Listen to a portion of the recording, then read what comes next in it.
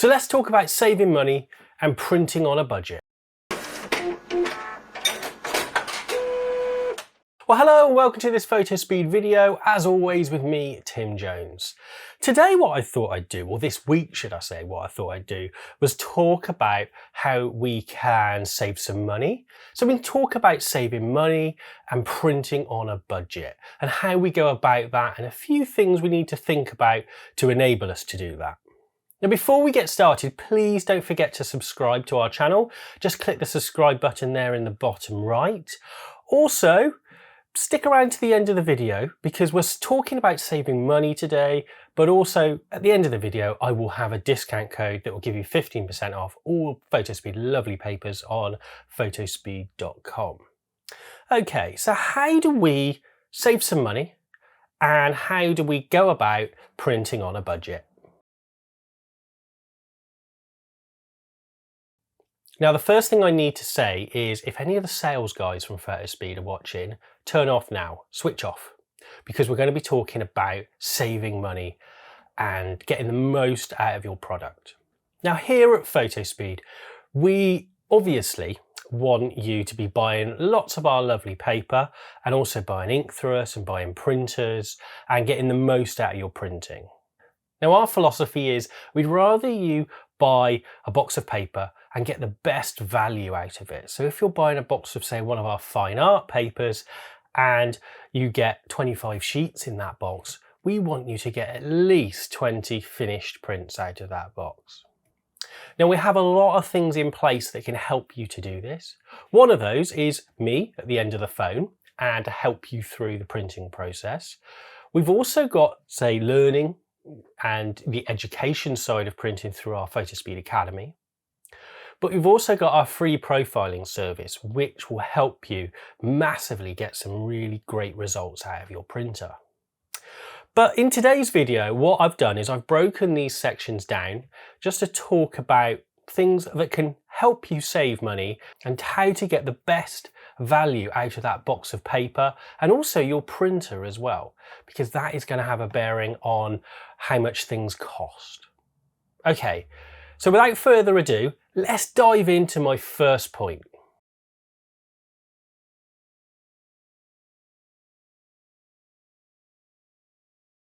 Okay, so I'm going to start with the big one, the big elephant in the room, which is ink. Now, ink is incredibly expensive, or said to be expensive. The printer manufacturers, like I said in previous videos about how much printing actually costs and things, printer ink is priced to make a profit for the manufacturers of those printers.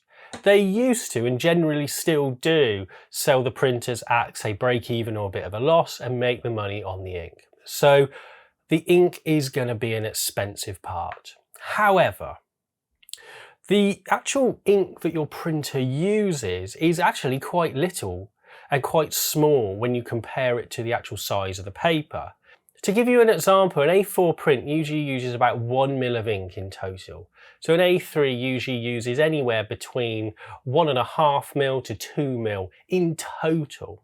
So depending on your printer, and an average cost of ink is probably around that £1, £1.20 mark on average.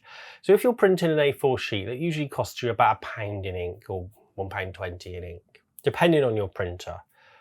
Now, a really interesting thing is, and what I say to people is when you're looking at printers and looking at kind of the cost savings that can be made with printers, it may be an initial kind of a bigger initial outlay to start with. However, look at the bigger printers as well and look at them first. Always buy the biggest printer you can afford. So take the Pro 1000 I have here. Now, if I went to the smaller kind of A3 version of the Pro 300 of this printer. Now, the Pro 300 has the same ink set, bar 2 cartridges in here. The Pro 1000 has 12 cartridges where the Pro 300 has 10, but exactly the same ink in the printer. The Pro 1000 has 80mm cartridges, which makes it about 48 pence per mil, whereas the Pro 300 has 14mm cartridges. which makes it about £1.30 per mil. So yes, the Pro 1000 is a good £300 more. However, you will make a massive saving on ink in the long run. But also bear in mind, it is a really heavy printer and it is quite big as well.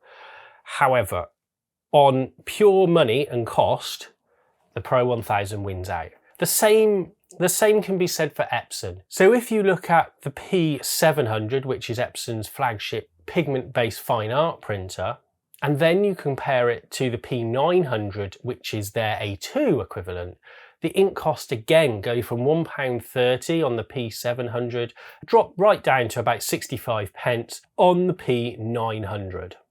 So again, it costs a little bit more initially, however, you will save that in the long run. Now, it all depends on how much you're going to be printing, obviously, however, and obviously space and things like that, but I always say to people, go the biggest you can afford because it will save you money in the long run. Now, there is also a couple more options we can think about when we're looking at ink as well, and how the printer manufacturers have now started to introduce refillable bottles. So it is limited at the minute a little bit on what kind of inks you can get. Now, it is limited to dye inks, which, as you know, if you've watched some of my videos, aren't usually as archival as pigment-based inks, but they do give lovely vivid colour. So again, it depends on what you're doing with your pictures. If you're exhibiting them, you probably want a pigment ink, but if you're just printing them at home and things are going to put in an album, then the dye inks will be absolutely fine. So what we need to think about is what we're going to be using our pictures for, and if dye ink will be fine, because it is generally a lot cheaper. And especially if you go for, say, one of the Epson Eco tanks or the Canon Mega tanks, that refillable ink is a massive saving. It drops right down from around that kind of £1.30 mark. On the refillable inks, it drops down to almost kind of like 20p a mil, which is massive and a huge saving. So it's well worth looking at those printers. And also, like the Eco Tank from Epson come with a scanner built in, and actually in my videos I've done before on these printers, I've been really impressed with them, and the print quality is fantastic, especially on those luster and kind of semi-gloss type of papers and gloss. Okay, so let's move on. We've kind of talked about ink and kind of that elephant in the room. Let's look at how we can save a little bit of ink actually on our print. So we can kind of limit the amount of ink that's actually going down on the page. So we may be able to get that 1 mil of ink in total on our A4 just down a little bit.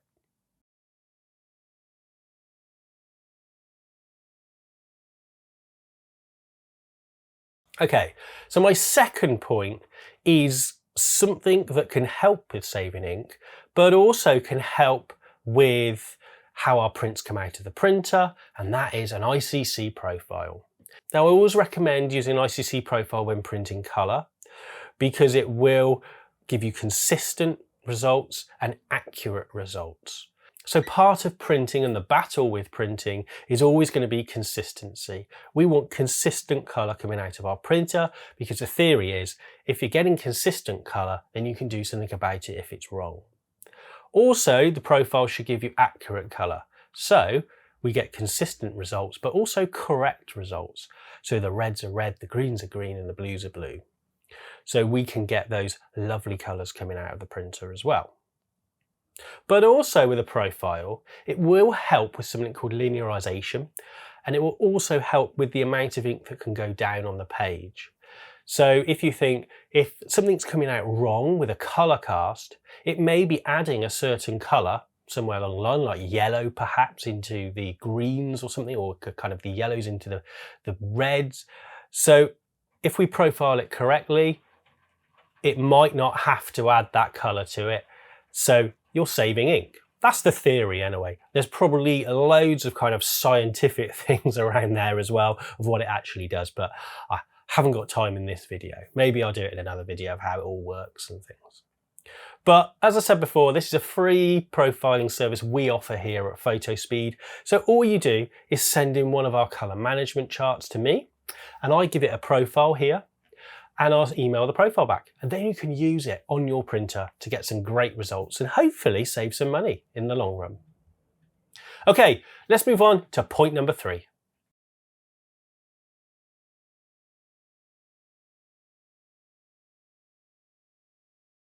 Okay, point number 3 is paper.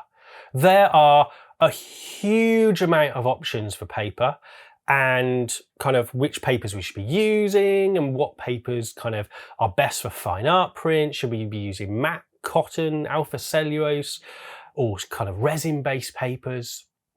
Now, all these papers will print your pictures, let's be honest. Now, the reason why some papers are more expensive is because they're what we call archival. Our fine art papers are generally more expensive than our kind of photo range of papers. Now, they're made out of cotton, generally, the fine art papers. Now, all our papers have been tested and what we call ArtSure approved.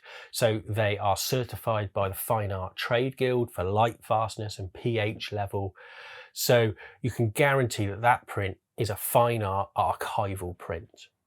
Now, the photo range of printers are generally there to emulate what photographs used to be printed on. So those luster type of papers and pearls and glossies and things.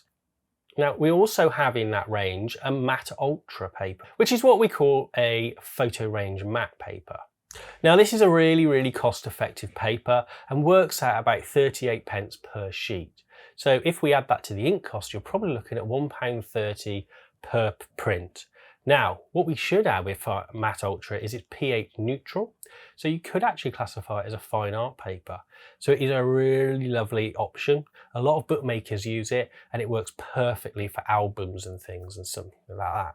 But also it works great for competition prints and just general prints you have around. Another great option is our PF Luster or our Photo Smooth Pearl. Those papers are really popular with competition prints, etc. But also for photographers looking for something with portraits and things like that, because it's just a fabulous paper and works absolutely fantastically. Now, the PF Luster works out about 50p a sheet. So again, a really nice cost-effective paper. So there are different options out there with papers. You don't have to go for that massive fine art cotton base. Now, they feel great. And when you're holding the print, they feel absolutely fantastic. However, you've got to think about what you're doing. If you want to create that wow moment when someone opens a box of prints and they can feel and touch that lovely cotton-based paper, that's what you need to go for. You need to go for that texture paper. You need to go for that look. Now, however, if you are printing for competition or putting something in a mount or mounting something, say on a piece of aluminium or putting it in a frame, do you really need that tactile paper? That's a choice for you. I'm not saying yes or no in there. However, it's something to think about, and could there be a cost saving in there as well?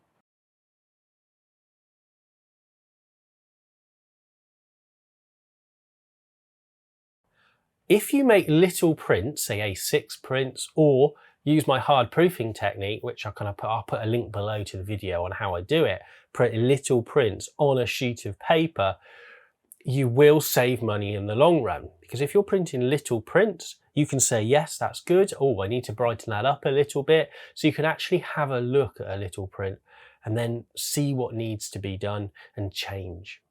So if you're using big A3 sheets, say, print a little prints on, say, A6s, chop one of them up, chop them up, the A4s up as well into 4s, or if you want to do A5s, you can do that as well. But if you're using a tiny little sheet, it may cost you a few pence to do a proof, but it's better than wasting a few sheets of A3 at quite a lot of expense, say £1 or £2.50, so in some cases per sheet of paper. So do little proofs. After a while though, you should start to learn your techniques and kind of your printer and computer and how they work together, and shouldn't really need to do much proofing from then on. However, it's always better to do a little print before you do that big print. And that actually quite nicely moves me on to point number 5.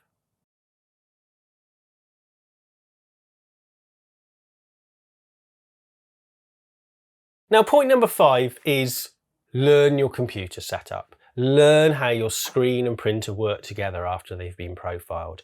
Everyone is going to be different. I always say if you get 100 printers in a room, we will all do it differently. I guarantee it. I know photographers that don't calibrate their screen, who don't profile printers and things. So there's no real rules. And all the rules I say are there to be broken. If you find something that works for you, use it, because that is what is important. And you are getting the desired results out of your printer. That is what is hugely important. Getting what you want out of the printer. Now, if you use a profile for black and white prints or you use the printer's own black and white mode, that's completely down for you. I kind of prefer the printer's black and white mode currently, but that's just because it works better on my setup here. You may find on your printers that the profile works better. So there's no rules. I'm not going to be offended if I make a custom profile for you and you're getting better results from the printer manages the colors. The profile should bring everything back in line. However, it may just not be working that well with your setup and your things going on.